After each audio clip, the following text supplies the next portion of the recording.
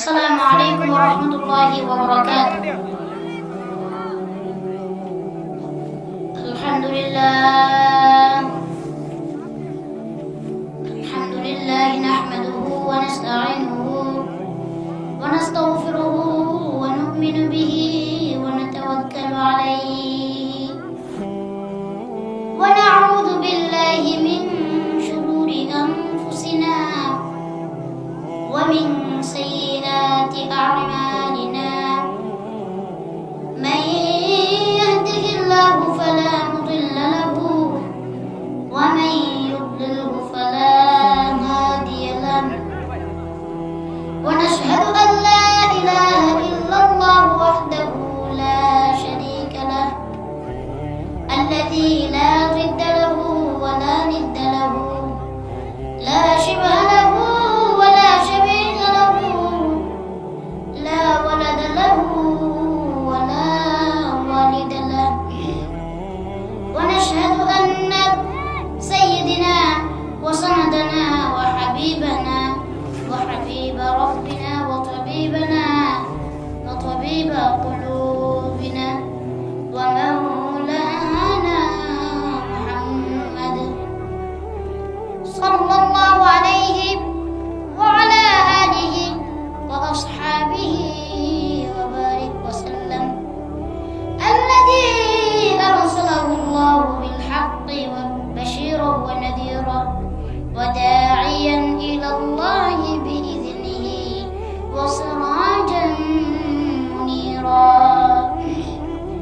إن الله وملائكته يصلون على النبي يا أيها الذين آمنوا صلوا عليه وسلموا تسليما. اللهم صل على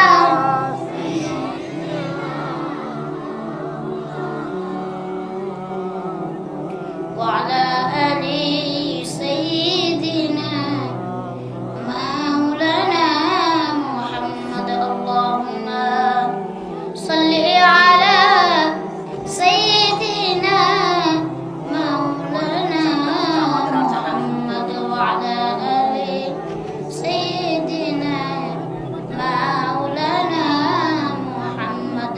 রামপুর দক্ষিণ নয়াপাড়া গ্রামবাসী মরতে গানের উদ্যোগে ইসালে সওয়াব উপলক্ষে দ্বিতীয় বার্ষিক ওয়াজ ও দোয়ার মাহফিল। আজকের মাহফিলের সম্মানিত সভাপতি মোহাম্মদ তাহের আলী সাহেব, মালদ্বীপ প্রবাসী, সভাপতি রামপুর দিদার মদিনা লতিফিয়া সমাজ কল্যাণ সংস্থা। আল্লাহ তাআলা মোহাম্মদ তাহের আলী সাহেবকে কবুল করুক। মালদ্বীপে আল্লাহ তাআলা তাকে ভালো রাখুক, তার আয় রুজি রোজগারে বরকত দিক, তাকে আবার বাংলাদেশে সুন্দরভাবে ফিরে আসার তৌফিক দান করুন। আমিন। আজকের মাহফিলের সহ সভাপতি মোহাম্মদ আব্দুল জলিল সাহেব নয়াপাড়া, মোহাম্মদ অসমউদ্দিন সাহেব নয়াপাড়া, মোহাম্মদ আব্দুল হাই সাহেব নয়াপাড়া।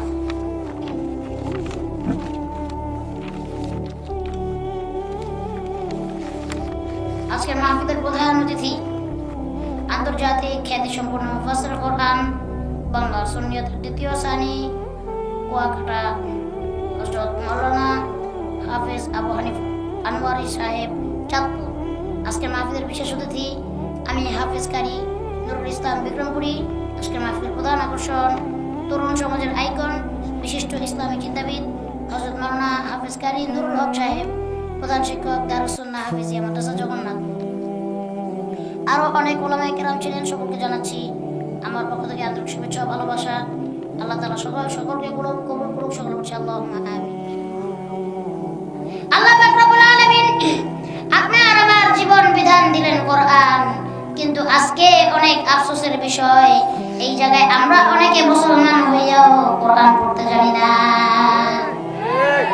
আমরা কারা কারা কোরআন সহি শুদ্ধভাবে পড়তে পারি? তো হাত তুলেন তো, কারা কারা পড়তে পারেন? মাশাআল্লাহ। আল্লাহ আমরা যারা পড়তে পারি আমাদের প্রতিদিন তেলাওয়াত করার তৌফিক দান করুন। আমিন। হাত নামান। কারা কারা পড়তে পারেন না হাত তুলেন। সরল পায়ে লাভ নাই, পড়তে পারেন না তো সত্যি কথাই। কারা পড়তে পারেন না তুলেন? দেখছেন হাত নামান। আচ্ছা শুনেন, একদম পড়তে পারি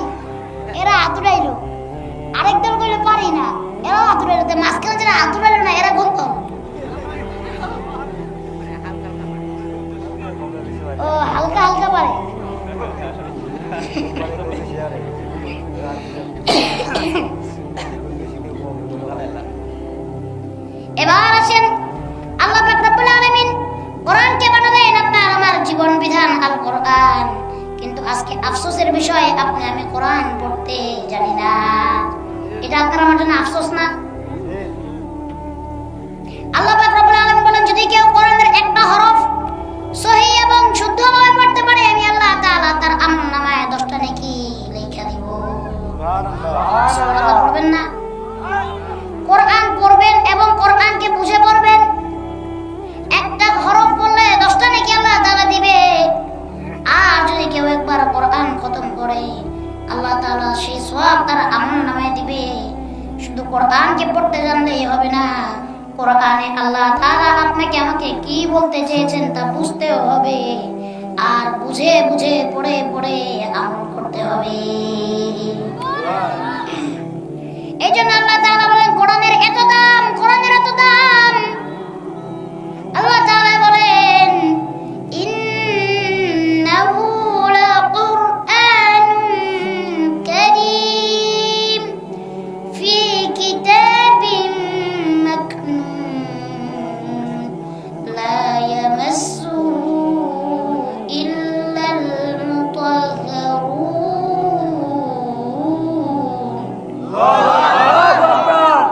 আল্লাহ তাআলা বলেন, ইন্নাহু লাকুরআনুন কারীম, আমি কোরআনকে নাযিল করলাম। কোরআন হলো পবিত্র গ্রন্থ।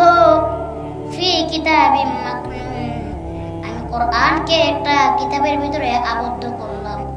এবং তোমরা যারা এই কোরআনকে পড়বে, কোরআনকে যারা তেলাওয়াত করবে, কোরআন হলো মুমিনদের মুক্তির পথ, কোরআন হলো মুমিনদের পথের দিশারি। আল্লাহ তাআলা আপনাকে আমাকে কোরআন বেশি বেশি তেলাওয়াত করার তৌফিক দান করুক, সকলে পড়ি আমিন। কোরআনকে নাযিল করেছেন কে? আল্লাহ। কোরআনকে হেফাজত করার দায়িত্ব কার? আল্লাহ। আল্লাহ তাআলা বলেন, ইন্না নাহনু নাযালনা যিকরা ওয়া ইন্না লাহু লাহাফিযুন।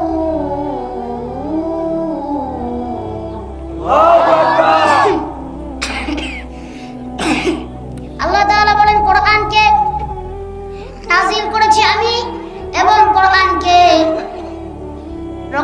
রক্ষণাবেক্ষণ করা, কোরআনকে হেফাজত করার দায়িত্ব আমি আল্লাহ। সুবহানাল্লাহ, সুবহানাল্লাহ।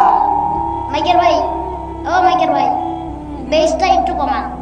বেস যেটা বেস দিয়েছেন ওটা কমান। স্টেজে টোকা দিলেও মাইকে আওয়াজ যাচ্ছে, বুঝছেন আমার কথা? হ্যাঁ, এখন ঠিক আছে মোটামুটি। তাহলে আমাদের কোরআনকে পড়তে হবে। কারা কারা কোরআন শিখতে রাজি আছে? দুটো হাত রে, বলেন আল্লাহু আকবার।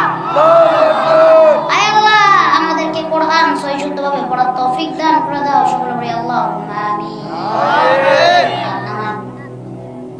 কোরআন শিক্ষা দাও ছেলে মেয়েকে, ওহে মুসলমান, জান কবজের সময় তোমার হইবে রে আসান। কোরআন শিক্ষা দাও ছেলে মেয়েকে, ওহে মুসলমান, জান কবজের সময় তোমার হইবে রে আসান।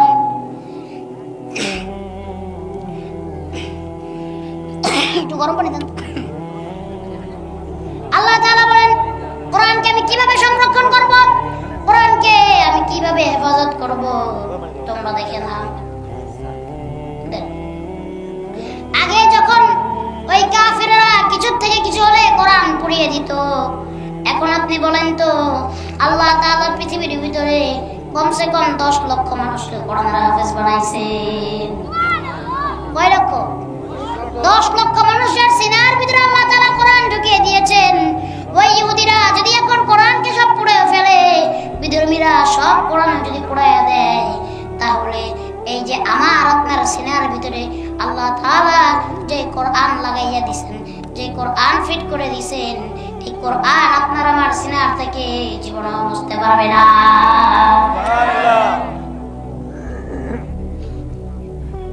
যদি আগুন লেগে ধ্বংস হয়ে যায়, ধ্বংস হয়ে যায়, যদি আগুন লেগে ধ্বংস হয়ে যায় সব বইয়ের দোকান, তবু বিশ্ব থেকে হারাবে না পবিত্র কোরআন। হয় না পবিত্র কোরআন।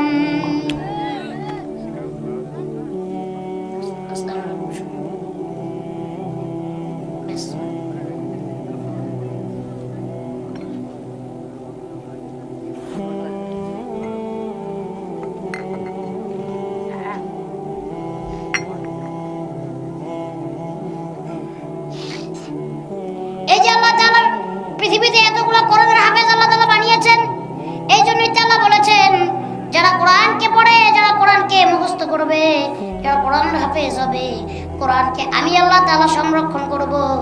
আর যারা কোরআনকে সিনার ভিতরে সংরক্ষণ করেছে, আমি আল্লাহ তাআলা ওই কোরআনের হাফেজদেরকেও সংরক্ষণ করব। মাঝে মাঝে আপনারা টিভিতে নিউজ দেখেন না? টিভিতে নিউজ দেখেন কোরআনের হাফেজ 20 বছর আগে মাটি দিছে, কিন্তু মাটি যখন খুঁড়েছে মানুষের দেহ গলে পচে যায়। কিন্তু ওই যে কোরআনের হাফেজ 20 বছর আগে মাটি দিছে, 20 বছর পরে যে কোনো কারণে কবর করার প্রয়োজন পড়েছে, কবর করেছে, তারপরে যাইয়া দেখে 20 বছর আগে যেমন মাটি দিছে 20 বছর পরে একই রকম ভাবে ওই রকমই আছে। যারা নিয়মিত কোরআন তেলাওয়াত করে তাদের শরীর পোকাও খায় না, ঠিক কি না? নিয়মিত যদি কোনো ব্যক্তি কোরআন তেলাওয়াত করে, আমার আল্লাহ পাক রব্বুল আলামিন বলে ওই ব্যক্তি যখন মারা যাবে ওই ব্যক্তির প্রত্যেকটা কথার জবাব, ওই ব্যক্তির প্রত্যেকটা প্রশ্নের জবাব ওই কোরআন নিজে দিয়া দিবে। কোরআন বলে বন্ধু দুনিয়াতে তুমি শুধু একবার আমাকে আপন করে নাও, আমি কোরআন তোমাকে কবরেও পার করব, হাসরেও পার করব, আমি কোরআন তোমাকে জান্নাত পর্যন্ত নিয়ে দিয়ে আসবো। এই জন্যই তো বড় বড় হুজুররা ওয়াজ করেন, বলে একটা ছেলেরে আলেম বানান, নিজে আলেম হন, নাইলে নিজে হাফেজ হন, নাইলে একটা ছেলেরে হাফেজ বানান, একটা ছেলেকে আলেম বানান, না হলে আলেমের বাবা হন, হাফেজের বাবা হন। তা যদি না পারেন ভাইয়ের ছেলেকে বানান, বোনের ছেলেকে বানান। তাও যদি না পারেন 14 গোষ্ঠীর ভিতরে হইলেও একজনকে বানান। তাও যদি না পারেন তাহলে ওই যে মাদ্রাসায় গরিব এতিম ছাত্র পড়াশোনা করে তারে আপনি হাফেজ বানান। তার কারণ কি জানেন? এই কোরআনের হাফেজরা, এই আলেমেরা আপনার আমার জন্য সুপারিশ করবে আর বলবে আল্লাহ যেই ব্যক্তি আমাকে এত মহব্বত করে ভালোবাসে, আমারে এত কষ্ট কইরা পড়াশোনা করাইছে, আল্লাহ এই ব্যক্তিকে না নিয়া আমি কোরআনের হাফেজ, আমি আলেম জান্নাতে যাব না।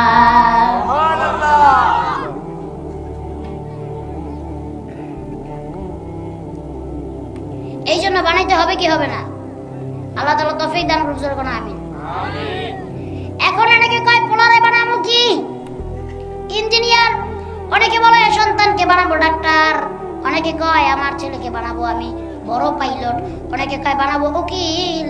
কিন্তু অনেক মা বাবা আছে এই কথা বলে না, আমি আমার সন্তানকে বানাবো কোরআনের হাফেজ। সুবহানাল্লাহ।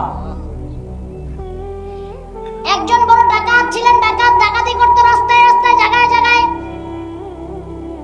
ওই ডাকাতটার একদিন অনেক বয়স হয়ে গেছে, বুড়া হয়ে গেছে। এখন ডাকাত মনে মনে চিন্তা করে আমি তো জীবনে যত গুনাহ করেছি, আমি যত মানুষের জীবন নিয়েছি, যত মানুষের মাল সম্পদ আমি ডাকাতি করছি, এখন যদি এর জন্য আল্লাহ তাআলা আমাকে ধরে আমি কি করব, কি জবাব দিব? এবার সব সন্তানদেরকে ডাইকা বুড়া মানুষ এক জায়গায় আনছে, বুড়া ডাকাত আইনা বলতেছে আমার সন্তানেরা আমি তো জীবনে কোনো ভালো কাজ করি নাই। এই কথা বলবে না, একদম কথা বন্ধ, পিছন থেকে না সামনে থেকে না। একটা বক্তা যখন ওয়াজ করে তার আগে পিছে যখন কথা বলবেন তখন তার মনোযোগ নষ্ট হয়ে যায়। আমি তো এখানে কোরআন হাদিসের কথাই বলছি, নাকি আমার কথা বলতেছি, না আমার পরিবারের কথা বলতেছি? আমি কিন্তু কোরআন হাদিসের কথা বলতে আসছি। কোরআন হাদিসের কথা থেকে পৃথিবীর আর কোনো কথা দামি হইতে পারে না। তাহলে যেখানে কোরআন হাদিসের কথা হচ্ছে এইখানে আপনারা হট্টগোল করবেন না বা কোনো চিল্লাপাল্লা বা নিজেদের ভিতরে কোনো কথা বলবেন না। এবার দেখেন ডাকাত নিজের পরিবারের সবাইকে এক জায়গায় ডেকে এনেছে,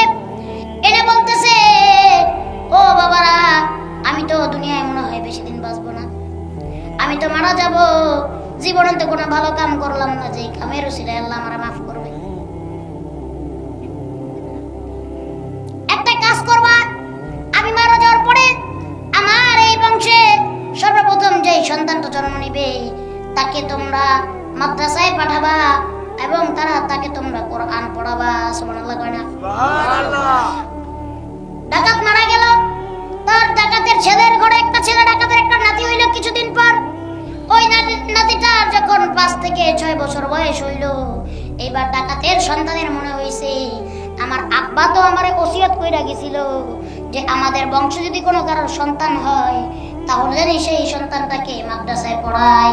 বাবার কথা মতো আমি আমার সন্তানটাকে মাদ্রাসায় ভর্তি করে দিব। সুবহানাল্লাহ কয় না? সুবহানাল্লাহ। ডাকাতের নাতি প্রথম দিন মাদ্রাসায় গেছে। মাদ্রাসায় যাইয়া হুজুরের কাছে প্রথম দিন সবক নিছে। হুজুর প্রথম দিন তাকে সবক দিয়েছে। আমি আল্লাহর কথাটা অনেক ভালো লেগেছে। ওই শিশু বাচ্চাটা আমাকে পরম করুণাময় দয়ালু বলে ডাকতেছে, তাহলে আমি দয়ালু আল্লাহ হইয়া ওই বাচ্চার দাদার কবরে আমি কেমনে কইরা আযাব দেই? ও আযাবের ফেরেশতারা রে, ওই বাচ্চার দাদার কবরের আযাব, ওই ডাকাতের কবরের আযাব আজকে থেকে বন্ধ কইরা দাও। উসিলা কি? উসিলা একটা, তার নাম হইল কোরআন। ওসিয়ত করে গেছে আমার নাতিকে কোরআন শিক্ষা দিবা, আমার নাতিকে কোরআন পড়াবা। আপনারাও এই ওসিয়ত কইরা যাবেন সন্তানদেরকে। যদি তোমরা আপনাদের সন্তানদেরকে আলেম বানাইতে পারেন নাই, কোনো সমস্যা নাই। আপনার ঘরে যে নাতিপুতি হবে, আপনাদের এলাকার আশেপাশে মাদ্রাসা আছে না? এই মাদ্রাসায় বলবেন আমার নাতিরে পড়াবি।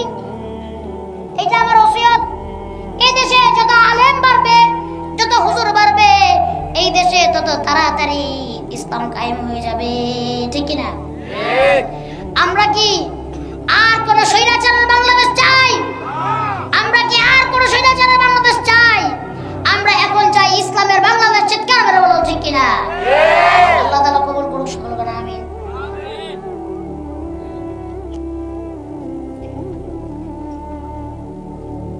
সন্তানদেরকে মাদ্রাসায় পড়াইলে কি লাভ?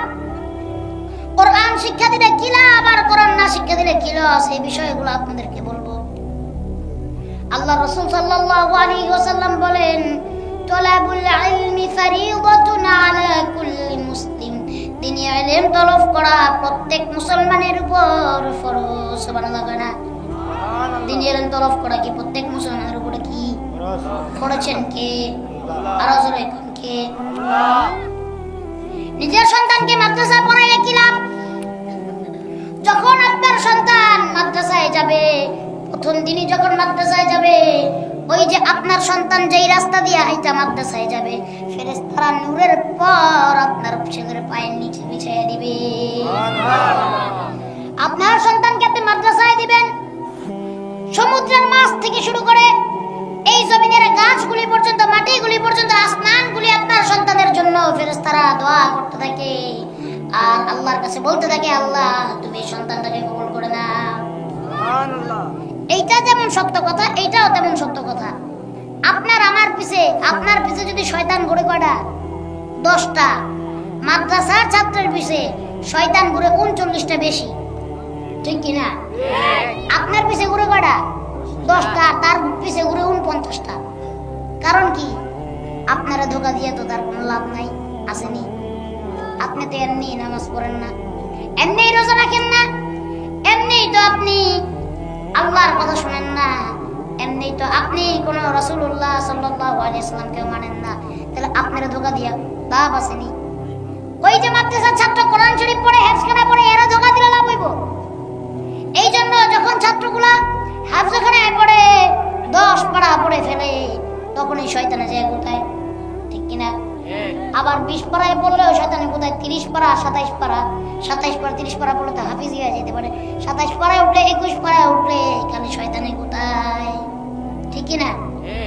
জানি তারা আর পড়াশোনা না করতে পারে, এই জন্য শয়তান তাদের কি করে? ওয়াসওয়াসা দেয়। আছে না নাই? শয়তান আপনাদের পিছনে ঘুরে, শয়তান আমাদের পিছনে ঘুরে। এই জন্য নিজের সন্তানকে মাদ্রাসায় যখন দিবেন, একটা নিয়ত করে মাদ্রাসায় দিবেন। সন্তানের প্রতি তেমন কোনো মায়া দয়া রাখবেন না, যদি আপনারা মাদ্রাসায় দিয়ে সন্তানের প্রতি বেশি মায়া দয়া দেখান, আপনার সন্তানের পড়াশোনা জীবনে হবে না, ঠিক কিনা? একটা জেনারেশন, সেই জেনারেশন তো মাদ্রাসা দেওয়া হয়েছিল, দিচ্ছেন না আপনাদের সন্তানদেরকে? যারা মুরব্বী আছেন এখানে অনেক এটা পড়ে নাই, পলায় আয় পড়ে, শিকল দিয়ে বাইন্ধে রাখতে পারে না। তার কারণ কি? ওই যে শয়তানে তাদেরকে বলে, এই কিরে কয়দিন হয়ে গেছে মোবাইলটা দিতে হোস না, মাদ্রাসায় মোবাইল দেখুন যায়নি, মোবাইল নিলে হুজুররা পিটা দিয়ে মোবাইল ভেঙে লাগব।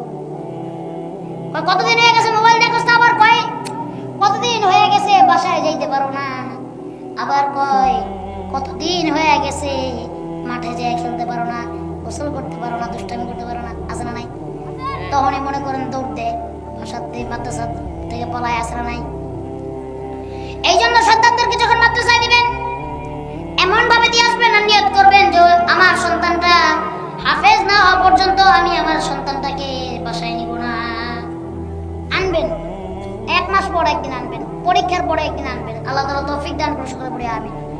মাদ্রাসায় পড়াইলে কি লাভ শুই না যান?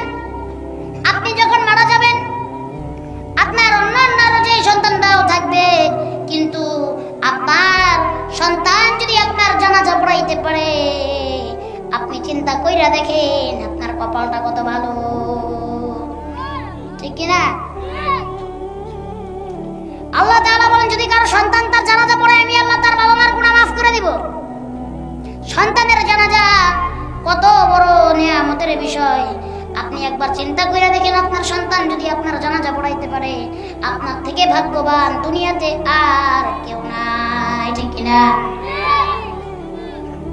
আপনি মরে যাবেন, আপনার ওই সন্তান আপনার জন্য 5 ওয়াক্ত নামাজ পড়বে আর দোয়া করবে, আর আল্লাহর কাছে বলবে, আল্লাহ রব্বির হামহুমা কামা রব্বায়ানি সগীরা। আল্লাহর কাছে বলবে, আল্লাহ আমার আব্বারে মাফ কইরা দেন, আমার আম্মারে মাফ কইরা দেন, ঠিক কিনা? আর ওই যে সন্তান বাকি যেইগুলো আছে এইগুলা একদিনও দোয়া করবে না। এখনো অনেকের এমন মা বাবা আছে যারা মরে গেছে, দুনিয়ায় নাই। অনেক সন্তান এখন দেখা যায় মা বাবার নামে একদিন নামাজ পড়িয়া আল্লাহর কাছে হাত উঠাইয়া একটা দিন দোয়াও করে না, এমন সন্তান আছে না নাই? তাহলে এই সন্তান জন্ম দিয়ে লাভ হইল কি বলেন? এই সন্তান জন্ম দিয়ে কোনো লাভ হয়েছে? যে সন্তান বাপ মার জন্য দোয়া করে না, এমন সন্তানের দরকার নাই। মাদ্রাসায় পড়াইলে কি লাভ শুনে নেন? আপনি যখন সন্তানকে মাদ্রাসায় পড়াইবেন, আলেম বানাইবেন, কিয়ামতের দিন মানুষগুলা সবাই নিজেদের মতো শুধু কিয়ামতের ময়দানে দৌড়াবে আর চিন্তা করতে থাকবে, আমার কি হবে, আমার কি হবে। মানুষ বলতে থাকবে, ইয়া নাফসি ইয়া নাফসি, ঠিক কিনা? ইয়া নাফসি ইয়া নাফসি বলবে, মানুষগুলা পাগল হয়ে যাবে। ইয়া নাফসি বলতে থাকবে, নিজেকে বাঁচাও, নিজেকে বাঁচাও। ওই দিন আপনার সন্তানকে আপনি হাফেজ বানাইছেন, আলেম বানাইছেন, আল্লাহ তাআলা আপনার সন্তানকে ডাক দিবেন, ডাক দিয়া বলবেন, ও হাফেজ, ও আলেম, আমি আল্লাহর কাছে আসো। তাদেরকে আল্লাহ তাআলা স্পেশাল ভাবে, কিভাবে স্পেশাল ভাবে মেহমানদারি করাবেন, কোন সুবহানাল্লাহ। আল্লাহ তাআলা হাফেজদেরকে ডাক দিবেন আর বলবেন, ও হাফেজ তুমি তেলাওয়াত করা শুরু করে দাও। হাফেজ সাহেব তেলাওয়াত করা শুরু করে দিবে। যে 100 আয়াত পড়তে পারবে, যে 1000 আয়াত পড়তে পারবে, যে 5000 আয়াত পড়তে পারবে, আল্লাহ তাআলা বলে যে 1000 আয়াত পড়বে, আমি আল্লাহ তাআলা স্বর্ণ দিয়া তার জান্নাতে 100 তলা একটা বিল্ডিং বানায় দিব। একজন হাফেজ 10 শ্রেণীর মানুষকে জান্নাত দিতে পারবে। কয় শ্রেণী? আরো জোরে কোন কয় শ্রেণী? 1 নম্বরে হাফেজ সাহেব কাদেরকে জান্নাত দিতে পারবে শুনে যান? আব্বা, আম্মা, দাদা, দাদি, নানা, নানি, শ্বশুর, শাশুড়ি। আবার 2 শ্রেণীর মানুষের ভিতরে থেকে 1 শ্রেণীর মানুষ যারা হাফেজদেরকে মহব্বত করে, ভালোবাসে, তাদেরকে। আরেক শ্রেণীর মানুষ যারা তাদেরকে অর্থ দিয়া, টাকা পয়সা দিয়ে সহায়তা করে। এই সব মিলে 10 শ্রেণীর মানুষকে একটা হাফেজ সাহেব জান্নাতে দিতে পারবে। সুবহানাল্লাহ। কয় শ্রেণী? 10 শ্রেণীর মানুষকে।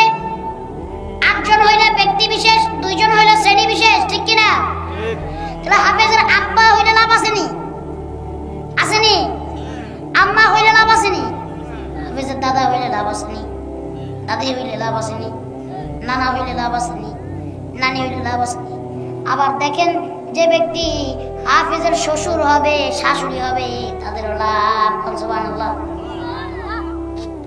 হাফেজদেরকে ভালোবাসবেন, মহব্বত করবেন, তাও কোন 10 জনকে তারা জান্নাতে দিতে পারবে? জাহান্নামে যাওয়ার ঘোষণা হয়ে গেছে এমন 10 জনকে জান্নাতে দিতে পারবে। সুবহানাল্লাহ। কিয়ামতের ময়দানে হাফেজ সাহেবকে আল্লাহ ডাক দিবেন, আর হাফেজদের প্রতি, আলেমদের প্রতি খুশি হয়ে বলবে, ও হাফেজ, ও আলেম, যাও যাও, জান্নাতে চলে যাও। জান্নাতের ঘোষণা দিয়ে দিছে। দেওয়ার পরে এখন দেখবে সে দাঁড়ায় আছে। কি করে আছে? দাঁড়ায় আছে। বলো, কি রে, তোমাকে না আমি জান্নাতে যেতে বললাম, তো তুমি এখানে দাঁড়ায় দাঁড়ায় কি করো?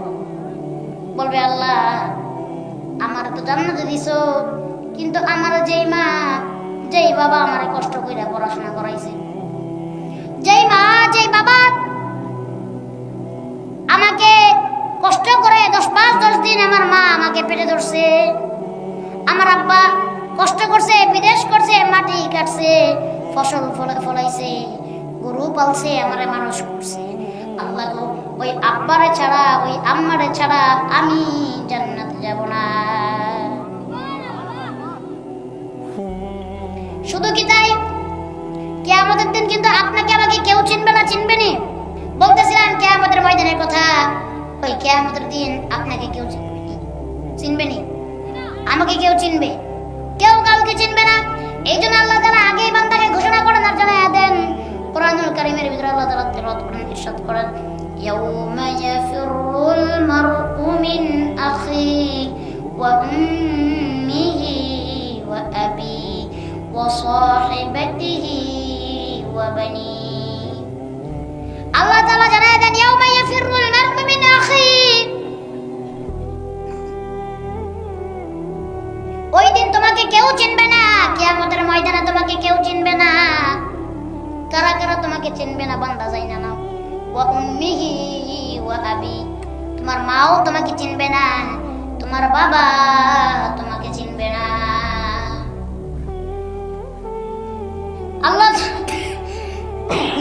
আল্লাহ তাআলা বান্দাকে বলবেন, বান্দা, তোমার কাছে সব কিছুই আছে, জান্নাতে যাওয়ার জন্য তোমার কাছে একটা মাত্র নেক কম আছে। কয়টা নেক? একটা নেক তুমি কারোর কাছে খুঁজে নিয়ে আসো। একটা নেকের জন্য বান্দা কিয়ামতের এই মাঠ, এই ময়দানের এই মাথা থেকে ওই মাথা দৌড়াইবে, ওই মাথা থেকে ওই মাথা দৌড়াইবে। তারপরে যাবে তার বন্ধুর কাছে, যাইয়া বলবে, বন্ধুরে, জীবনে একসাথে কত আড্ডা দিলাম, একসাথে কত থাকলাম, আমি তোমার বন্ধু, বড় বিপদে আছি, আমার একটা নেকের বন্ধু, একটা নেকের কারণে আমি তোমার বন্ধু, জান্নাতে যাইতে পারি না। সেই বন্ধু বলবে, তুমি আমার কিসের বন্ধু? তোমাকে আমি চিনি না, তোমাকে আমি একটা নেক দিতে পারবো না, যাও যাও। তারপর ভাইয়ের কাছে যাবে, বোনের কাছে যাবে। বৃষ্টি শুরু হয়ে গেল না এবার? না বাতাস হয়েছে? এতক্ষণ গরমে বাঁচি না, আর বাতাস হয়েছে এখন। যাক, এটা কার রহমতের বাতাস? জোরে গান, কার রহমতের বাতাস এটা? আল্লাহ তাআলা এই বাতাসের মাধ্যমে আপনাকে আমাকে রহমত দিয়ে পরিপূর্ণ করে দেন। শুনুন না, তারপরে আবার দৌড় দিয়ে যাবেন নিজের ভাইয়ের কাছে, যা বলবেন, ভাই, তোমার জন্য আমি কত কষ্ট করেছি, কত মেহনত করেছি রে ভাই, আমার একটা নেক দাও। ভাই বলবে, তুমি আমার কিসের ভাই? আমি তো তোমারে চিনি না। ঠিক কিনা? জোরে গান, ঠিক কিনা? কেউ আপনাকে চিনবে না। সন্তানের কাছে যাবেন, যা বলবেন, সন্তান, আমার একটা নেক দে। সন্তান কইবা, আমি তোমারে চিনি না। এত জীবন আমার যুবকেরা অনেক নেতাদের পিছে দৌড়াইছেন, সেই নেতাদের কাছে যাইয়া বলবেন, নেতা, তোমার পিছে তো আমি অনেক দৌড়াইছি, তোমার জন্য অনেক পরিশ্রম করছি, অনেক কাটছি, তোমার জন্য এমন করে মারছি, অমুক করে ধরছি, অমুকের সম্পদ ছিনে এনেছি। ও নেতা, আজ আজকে তোমার আমি পাইছি, আমার একটা নেক দাও। নেতাই চিনবো নি? চিনবো? এখন তো যে স্লোগান দিছে মানুষ, আগে নেতার পিছে পিছে দৌড়াইছে কিসের জন্য? ক্ষমতার জন্য। যে স্লোগান দিছে আমার ভাই তোমার ভাই, এমক ভাই সেমক ভাই, আমার ভাইয়ের চরিত্র ফুলের মতো পবিত্র, নামাজ পড়ে না এক ওয়াক্ত, গাঞ্জা খায় 5 ওয়াক্ত। এমন নেতার পিছে এই পোলাপান দৌড়াইছে না দৌড়ায় নাই? এই দৌড়াইছে না? হ্যাঁ, সে হবে সহ সভাপতি। বড় ভাই আপনি হইবেন সভাপতি, আর আমারে বানাইবেন সহ সভাপতি। আছে না নাই? এখন তোমার নেতাই কই গেছে? নেতা আসেনি, কই গেছে? পলাইছে পলাইছে। হ্যাঁ, দাদাদের দেশে পলাইছে। কত দেশে যে পলাইছে হিসাব ছাড়া। আমেরিকা পলাইছে, লন্ডন পলাইছে, ইন্ডিয়া পলাইছে, ঠিক কিনা? এই যে নেতার পিছে তো দৌড়াইছে, সেই নেতা বলবে আমি তোমাকে চিনি না, যাও সবাই এখান থেকে। সবাই থেকে যখন চলে যাবেন আর আল্লাহর কাছে যাবেন, যা বলবেন আল্লাহ, আল্লাহ জিজ্ঞেস করবে বান্দা একটা নেকের ব্যবস্থা করেছো নি? বান্দা বলবে না আল্লাহ পারি নাই, অনেক চেষ্টা করেছি, কেউ আমাকে একটা নেক দেয় নাই। আল্লাহ বলবেন বান্দা দুনিয়ায় থাকতে কত তোমাকে বুঝাইছি, কত তোমাকে জানাইছি, তারপরে তোমরা বুঝো নাই। যাও যাও, একটা নেক যখন তুমি আনতে পারো নাই, একটা নেকের বিনিময়ে একটা নেকের পরিমাণ, ওই একটা গুনাহ বেশি হওয়ার কারণে একটা গুনার পরিমাণ জাহান্নামের আযাব, জাহান্নামের শাস্তি তুমি ভোগ করে আসো। নাউজুবিল্লাহ কইবেন না? কিন্তু ওই কঠিন দিন, ওই কঠিন কিয়ামতের দিনে আপনার সন্তান বলবে আল্লাহ আমার বাবার না দিলে, আমার মায়ের না দিলে আল্লাহ আমি জান্নাতে যাব না। আমার মাকে এনে দাও, আমার বাবাকে এনে দাও। আল্লাহ বলবে দাঁড়াও দাঁড়াও, ফেরেশতাদেরকে পাঠিয়ে বলবে যাও যাও, এই আলেমের মা এই আলেমের বাবাকে আমার কাছে নিয়ে আসো। কিয়ামতের দিন মানুষগুলি এমনি ভাবে, মানুষটা চিন্তায় থাকবে, ফেরেশতা ডাক দিবে আল্লাহ তোমাদের ডাকছে চলো আমার সাথে। মানুষগুলি ভয় পেয়ে যাবে, চিন্তা করবে আরে কি কারণে যেন ডাক দিল, আমার বিচার মনে হয় এখনই শুরু হয়ে যাবে।